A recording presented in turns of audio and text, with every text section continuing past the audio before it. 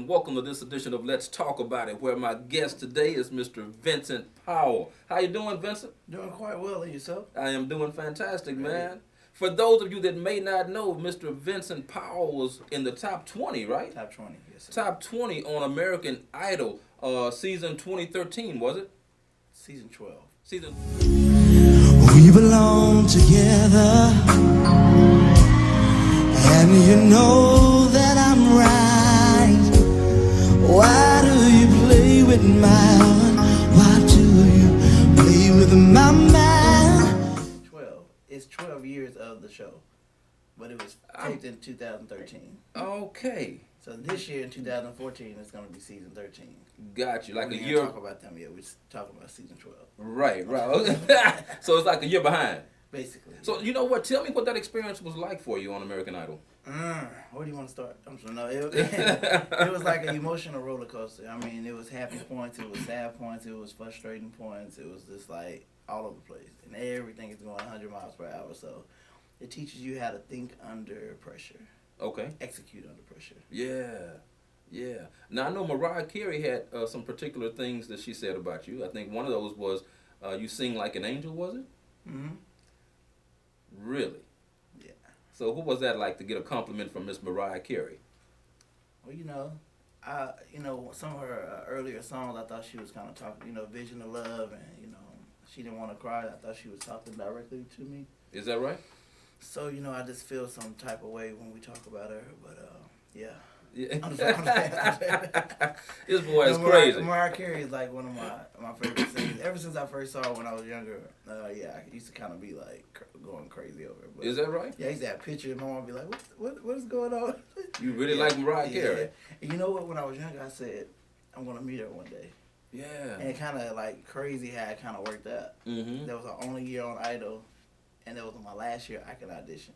And you know what? I remember that being the last opportunity that you would have because of the age factor, right? Right. Yeah, but you actually went, and that's the beautiful thing about perseverance. Mm-hmm. Because a lot of times we can just give up when something don't work out the way that we wanted to, and let things go. But when you have a dream for yourself or a vision for yourself, it forces you to press forward and move on. And obviously that worked for you because you ended up in the top 20 for season 12 of American Idol. Now, when it came to the songs that you were singing, how did you determine what you would sing, or do they tell you what you're going to sing?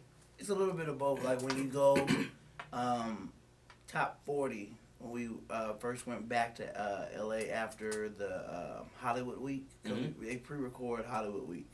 Okay. Then you go at the beginning of the year, like around this time, you go back for a top 40, and then they do like the Sing for Your Life, and then you sign contracts and all that other stuff for TV, for like the live shows.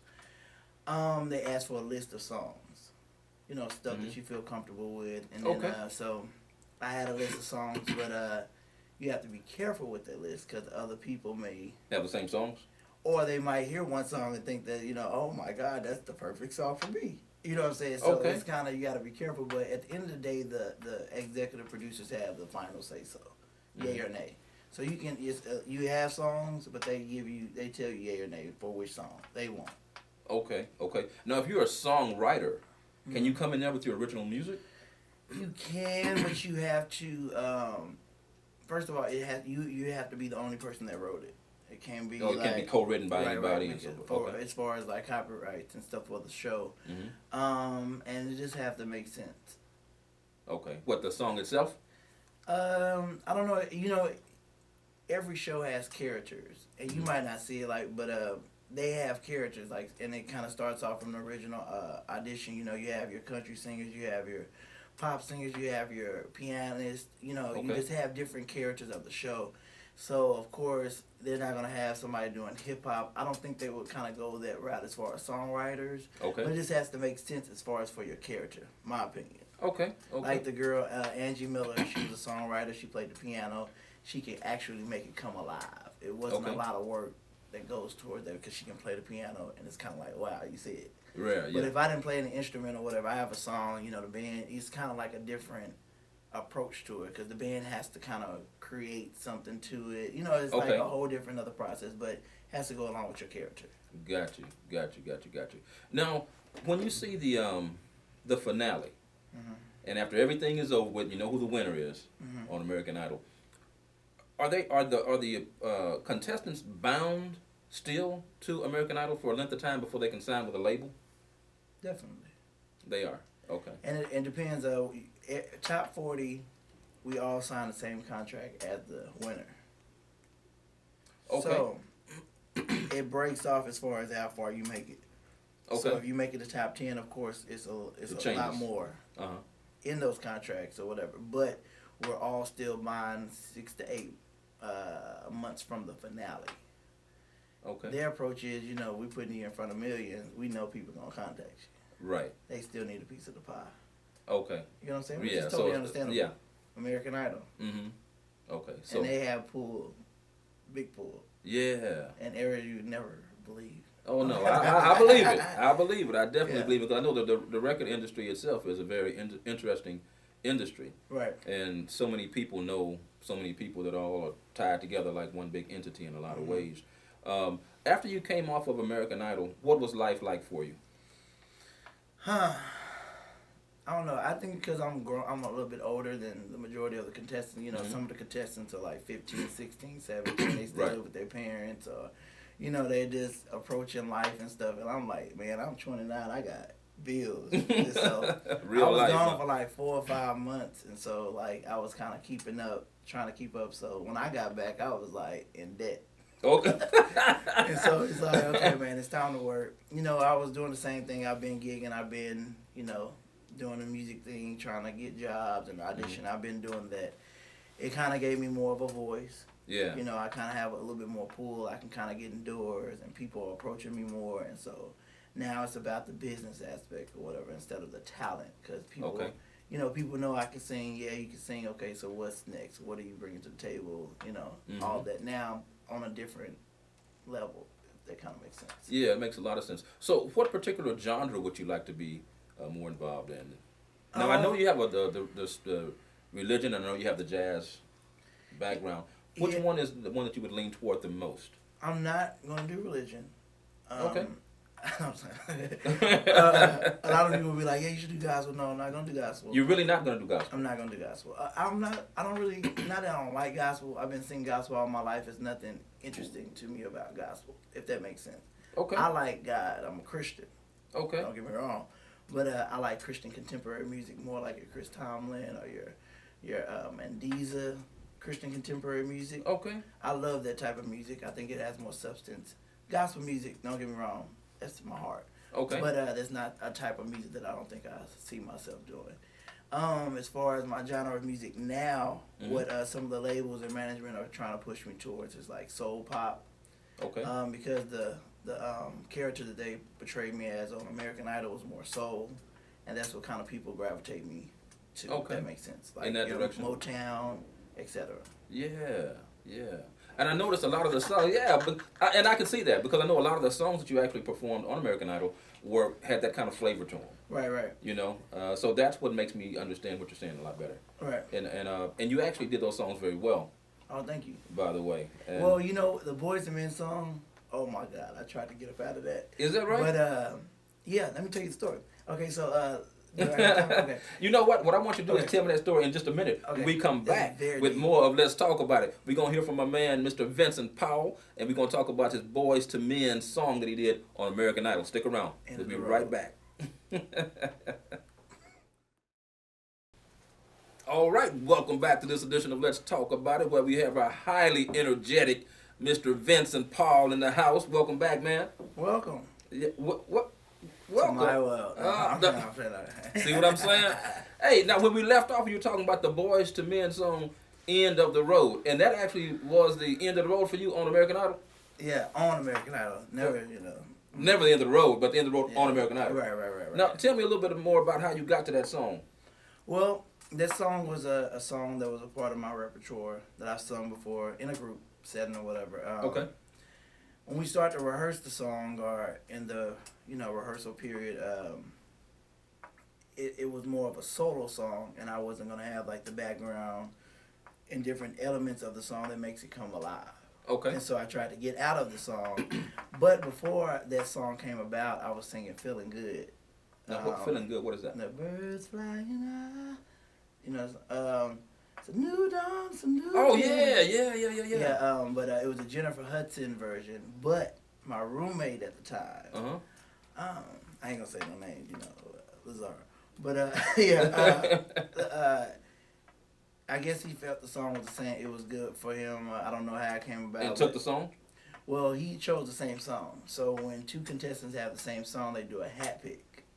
Oh. And he won. Okay. So I kind of had to like switch it up. I was like, whoa, this a game. Yeah. Oh, okay. And my arrangement on that, I already knew it was going to kill it. Really? Yeah, because it was more soul and I had a little bit more control and the band, you know, it wasn't in the pocket. I could really showcase my voice. Yeah. But when you're in those parts of the show, it's not time to be learning songs and kind of trying to put stuff together. You got to have a plan in action. It's a game, and it's going like this. So not a lot of time to be thinking and creative. It's kind of have to be like already in your thought process, if that makes sense. Yeah, yeah. And so once you sang that song, which one? The End of the Road. Well, yeah, I sung that song. Even while I was on stage, I was like, like you knew something wasn't quite. Yeah, it just felt empty. The background was kind of like way low, and you know, so it was like I was trying to sing the background. I was trying to sing the lead. I was like, trying to, you know, and then I was like, okay, let me try to like add some energy. And so I was like, I was trying to make it come alive. And like Nikki said, it didn't make my voice come alive. It didn't do enough. You know, it was a good song. It wasn't a bad performance. It was just like, no, And then I came from singing "Cause I Love You," Lenny Williams, where it was kind of like all over billboards and like all these magazines contacting me and stuff like that. To like, things that make you say, you know. So yeah. Okay. So what is that like for you when you're on a high one week, and then the next week you can be from number 1 to number 6? Or number 5. What does that feel like for you? I don't know. It's just it's gonna be all right. It's gonna be all right. I don't know. It's quite depressing a little bit. You know, Okay. it shows you that you have to be consistent. You know what I'm saying? And you gotta execute under pressure. Yeah. And you might not want to put your best foot forward. Like you gotta kind of do it gradually, but then you don't know because it might be your last chance. So it's just it's just choices that you gotta make. You gotta take risks. You just never know. Yeah. Yeah. But at the end of the day, just know you did a good job and keep it moving. You have to keep it moving. Yeah, because you just never know that those shows are already kind of pre-planned. They know who they want. You know, if something happens, they can change it, but they kind of have a good idea of how. You think so? Yeah. Really? Definitely. Okay. Well, and you got because now ultimately the voters are the ones that do this, right? Yeah. Like the American vote. Yeah. Okay, you don't seem real convincing on that one, but whatever you say. Okay, gotcha. All right. No, I think the voters have a big say so, but you can kind of tell as far as the whole video, like the presentation, like when they introduce a contestant. Yeah. How they do the story and how they go to their town and how they present them. What the world wants, they vote for people they know. Okay. So if you get like. You on every season or every show, the people automatically, oh yeah, I know Lazaro because you know he stutters. When he sings, he doesn't stutter. Right. Oh my God, that's such a wonderful story. It's about your story also. Okay. You know, those game shows are your story. Like if you know, I think Romero from the season before he was born without ears. Like who would ever forget that? Yeah. You know, so it's about your story. It's not really about talent. It's just about your whole overall personality, story, all that, and that's in the game. You know, people gravitate to people that they know. You know. You know what I find interesting is that some of the people that I've seen on the show, I've had a certain expectation. It's like they are so amazing. I got to pick up their album, but I don't hear nothing else from them or about them. And one of the guys that was a winner, I forget the guy's name, a brother, like a couple of years ago or a year ago. He was amazing. I cannot remember this guy's name. He won? I think either he won or he was right at the winning. I think he was originally from New Orleans or Louisiana. Joshua Ledette. He's been singing. I talked to him on Twitter a lot. But I see everybody on Twitter and stuff like that. But everybody's just recording. They're trying to find their right niche. I don't know. It's interesting. Some people are not in a rush. Some people haven't been that artist Okay. before, and so when you're put on this like, you put on this Right. high platform, it's kind of like, okay, what do I do next? Okay. So you get a lot of people, you try to get management, the average route or whatever. But at the end of the day, if you don't have that willpower or that knowledge for yourself, Okay. it's kind of like you're a guinea pig. You just kind of, Really? yeah, because you don't know. Okay. You Now, know- when you said the knowledge for yourself, that's from the business side of music? Business side, and like some artists, like I think there should be a stipulation, like some of the people that win, have you been a starving artist? Some of them are young Okay. or whatever, but I don't know, it's just two sides of the game. Yeah. Like if there was me in the top, or like winning the show, I kind of already know what I Yeah. would do. Yeah, okay. Of course, labels, they want to know, if you're gonna follow us, because we have a good idea what you want. Right. But if it's a 50-50, I think we have a better chance of actually having longevity, if that makes sense. Okay. Okay. And so I think a lot of people that are in the top 10 that go on the show, when it's done, it's like, I know someone that's just sitting at home, Okay. because the manager Really? didn't approach them. Yeah. But they made it to the top 10, they don't know what to do. Yeah. They're back working at Starbucks and stuff. Yeah. And it's kind of like... and that has to be a challenge to go back to a regular life after having such exposure. Right. And I think it's important that those people have good people around them to keep them centered while they're going through that. Right. Because it can almost and be depressing. pushing them, like... Yeah, for whatever their destiny is. Right. But when you're in a situation where all of a sudden, you reached all this stardom Right. and fame, and then it's gone. And it's like, okay, what do I do now? So one thing Kelly Clarkson said, that it's not about what you do on the show, it's what you do after. Basically, it's not about how far you make it in the show, it's what you do after. I agree. Because, even the winners and stuff, like, and I'm kind of disappointed, like even Candace, her album hasn't even came out. Was that last season's? She won the season I was on. Okay. And, Philip won season 11, his album was out, the next day. Really? So Yeah. why is that, you think? I don't know. You can think. That's a good question, huh? Yeah, it's a really good question. You can think, about the white-black thing. You can go that route. You can also say, she's more soul, R&B. They may not really kind of want to go into that area. Okay. And then, Philip Phillips was indie folk. It kind of can be everywhere. You hear, settle down, it won't be so clear. Okay. that song, it's in the bathrooms, the restaurants, Everywhere you go. gas stations, like, Philip, if you don't, go home. Shut up. yeah, he's everywhere. So, I don't know, it just depends. Mhm. I don't know. Okay. Big question mark. Big question mark. Yeah. You know what? I got a few more questions, speaking of question marks, and we're going to ask those questions when we come back with a little bit more of Let's Talk About It. You guys stick around for more of Mr. Vincent Powell. All right, we'll be back in just a moment. All right, welcome back to this edition of Let's Talk About It with my energetic guest today, Mr. Vincent Powell from season 12 of American Idol. Vincent, now, when we left off, we were talking about, of course, the music industry. Now, you have had the opportunity to sing with a lot of people, and I know that one of those people passed away, about a year or so ago, by the name of what?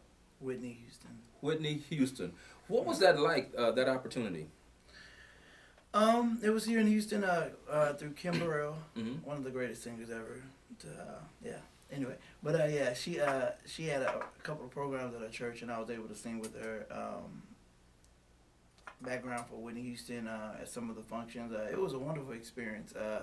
Kim's manager, Krishnar, also introduced me. I was able to spend some time with her, but I didn't say a lot. I was kind of just like In awe. staring at her. I was like, is it real? Like, what's going on? But yeah. I mean, it was crazy. Wow. Real crazy. What an experience. Yeah. I had a Whitney Houston experience at the Grammys when I just actually got out of my limo, and Whitney's limo was like right in front of mine. And she got out on red carpet. We literally walked up red carpet together. And that was my Whitney experience. Wow. Yeah, man. But I always admired her when it's like, Yeah, man, yeah, I didn't get a chance to shake her hand and all that. But I'd love to have done that. Right. But I did get the opportunity to be right there with her walking up red carpet So at the you didn't take Grammys. me to the Grammys? Well, I didn't know you then. What they got to do with anything? Well, if I'd known you, I would have said, "Hey, Vince, hey, let's do the Grammys, man." Grammys every year. Well, okay, next year. Okay. All right, so me and Vince gonna do the Grammys next year. Next All right, year we're gonna we're speak that gonna into Grammys. existence. Oh, thank you. There you go. You might be winning one. Who knows? Claim it. I know you may.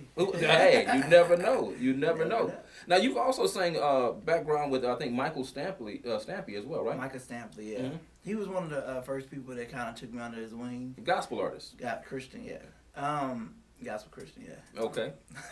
Is there a fine line between gospel and Christian artists, or how is it defined? As far as the genre of music, yes. Really? It's kind of saying like P Diddy is R&B. No. Yeah. Okay. Christian music is your Chris Tomlin, your Michael W. Smith, your Carrie Joe. You're like even Israel is considered Christian contemporary. Your gospel is your Donald Lawrence, your Donnie McClurkin, your Yolanda Adams is up in there too. But you know that's your gospel. Okay. You know, but yeah, so it is a difference. Is that big of a difference? Yeah. Okay. Black people, white people, not fair. No, that's definitely a difference. Yeah. No fine line there. But yeah, okay, now, your background in music, you started in music how? My mother sung in church, and I used to be that kid to be in the aisle talking about real hyper and doing my legs like this and stuff like that. Music was, you know, I love music. Then my brother is 5 years older than me. He plays the piano. Okay. And he started ministering. So we was really in church. It was just me, my mom, and my brother that went to church. And my oldest brother. But, yeah. Okay. My father didn't go to church. He'd be the one to be like, y'all late. Y'all late to church. Y'all need to get up out of here. Y'all always late. So, he helped us get there, but he didn't go. But, Okay. yeah. So, since I was little, yeah, church was in me. I started at church. Really started singing more in middle school. Mm-hmm. High school, I started doing more competition like UIL. I was also in percussions in the pit and played drums and stuff like that. So music started to be more a part of me. And then I got a scholarship to TSU in the musical theater, opera workshop. Yeah. And then I helped Prof. Harris start like the jazz thing. So we was part of the first jazz ensemble there. So they have like a jazz study there. So I just started really getting more involved. Okay. Thank you, Texas Southern University. So, yeah. You are Texas Southern. Yes. Well, yeah. I remember the billboard. I mean, Texas Southern had these billboards everywhere. I am Texas Southern. Right. And they had all the people who had success stories. I were actually on I was. You Texas. was. Yeah, You was. Huh? Yes. Now, what's next for you, man? Well, I just put out a single, Live Again. It was inspired by 12 Years a Slave with Mr. Frank Aiken. Right. I had a love song that was called Live Again, but I talked to him, so I kind of rerouted the song. Okay. Inspired by that movie and the movement against modern day slavery and human trafficking. So that song is targeted that's on iTunes right now as we speak. Oh, okay. So then, the listeners can actually go to iTunes and find Google that song. Play and any of the digital downloading sites. Live Again. Live Again by Vincent Powell. Mm-hmm. Okay. And then I also have some things in the works. With the "Cause I Love You" song that I sung on Idol. Okay. That got a good response from Billboard and Rolling Stone and all the different magazines. They really loved it. Mm-hmm. A duet with Lenny Williams, and it's supposed to be like a little video thing in LA. So it could be pretty big. Okay. We're hoping for it, but he's excited about it. Yeah, Lenny Williams back in the day. Lenny Williams. Girl, you know. Yeah. So we're supposed to be doing something together. Okay. Yeah.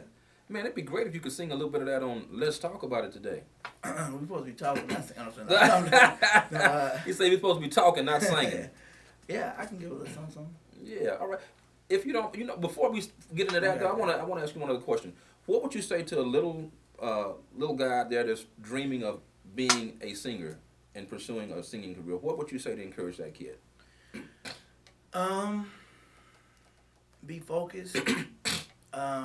If you really want to do it, do it. I mean, it's like kind of put your feet out there, like get your feet wet. Go to school, study music, know your foundation, what genre you want to do. Study artists, study music, study the industry, study, education, all that stuff. Whatever you can do to get in the game, do it, because that's what's gonna help you in the long run. Yeah, fantastic. And know yourself. Know yourself. Yeah, be yourself no matter what. Yeah, yeah. I gotta get a drink of water, y'all. Okay. You know how it is on Let's Talk About It. We just keep it real. My throat was getting so dry, and we're not gonna stop the taping for that. All right, sorry about that. Water when you're thirsty. Hey, And food when you're hungry. come on now. Mind regulator. Go ahead, go on and preach. Go on and preach, boy. Go on and preach. Give us a little something. Huh? You said preaching on that. Not a preacher on that. Make no mistakes, huh? Hey, I want you to give us a little song, man. Give us a little something. Okay. Let the world hear a little bit more from Mr. Vincent Powell. Hello world. No, I'm saying, okay, so the song that I did on Idol was Girl, you know I love you. No matter what you do.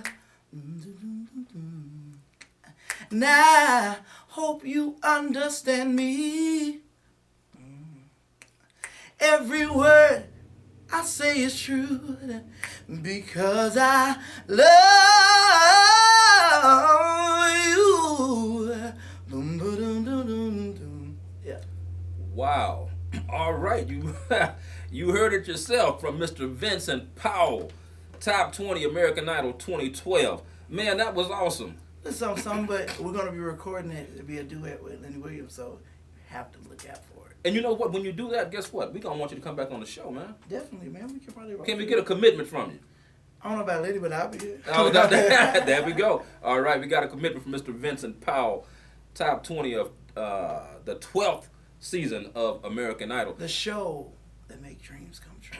The show that makes dreams come true. Now, for more information on this show, speaking of shows, you can certainly reach us at Let's Talk About It 12TV at gmail.com. That's Let's Talk About It 12TV at gmail.com. Before I leave, I just wanted to make note of my sponsor of Double Take Fashions, the one who put this look together for me today, who's doing an awesome job. A special thanks to Double Take Fashions and Mr. Alfred Moody. We appreciate you, man. Until next time on Let's Talk About It, we'll see you then.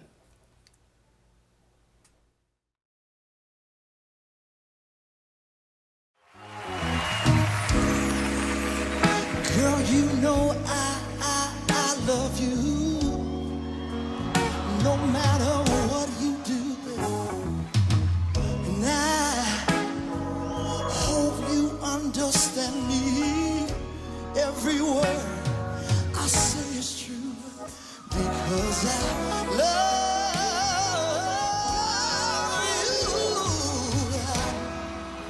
you. Some need lots of women.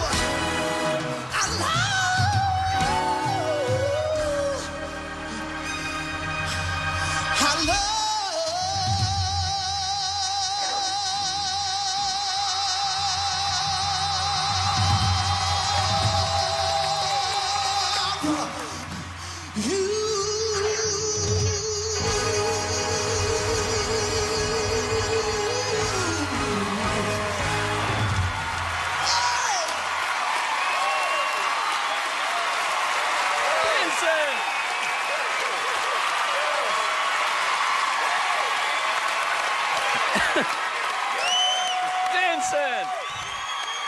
Wow. That was crazy. Preach on, Brother Vincent. That was, listen, the crowd are kind of summing it up, really. I mean, you came out here and just sang. I loved it. I loved it, Vincent.